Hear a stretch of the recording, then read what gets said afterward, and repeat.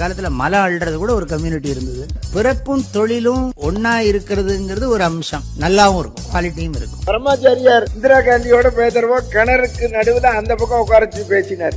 ஏன்னா அவ சிக்கை எடுக்காத ஸ்திரீ, அதனால பார்க்கப்படாது. சனாதனம் என்பதை எதிர்ப்பதை விட ஒழிப்பதே நாம் செய்ய வேண்டிய முதல் காரியமாகும். கேட்டா சனாதனம் பார்த்தா கேட்டா இளையவர் கேட்டா கொசு, டெங்கு காய்ச்சல், மலேரியா, கொரோனா இதையெல்லாம் நம்ம எதிர்க்க கூடாது, ஒழித்து கட்ட வேண்டும். இப்படிதான் இந்த சனாதனம். இளையவர் கேட்டா ஐயோ மாலா எரிச்ச தாங்க முடியலடி, பேன 12ஆம் நம்பர்ல வை. ஆரியவாதங்களை வேதங்களை வெல்வோமே. ஒரு ஆசாரி புள்ள ஆசாரிதான், ஒரு தச்சம் புள்ள தச்சம் தான், ஒரு வண்ணாம் புள்ள வண்ணாம் தான். உன் பையன்லாம் பள்ளிக்கூடத்துல படிச்சா உனக்கு அடுத்து வெட்டியா வேலை பார்க்கறது யாரு? கொஞ்ச நாளைக்கு நீயும் புள்ளையும் பாருங்க. திராவிட கொள்கைகளை உலகுக்கு நீ சொல்வோமே. படிப்பு மட்டும் நம்ம கிட்ட இருந்து எடுத்துக்கிடவே முடியாது சிதம்பரம். நீ அவனோட எதிர்த்து ஜெயிக்கணும்னு நினைச்சீன்னா படி.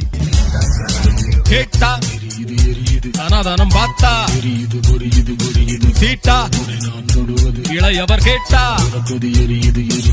உன் கடவுளை விட, உன் சாஸ்திரத்தை விட, உன் முன்னோரை விட, உன் வெங்காயம் வழக்கமாத்தை விட உன் அறிவு பெருசு, அதை சிந்தி.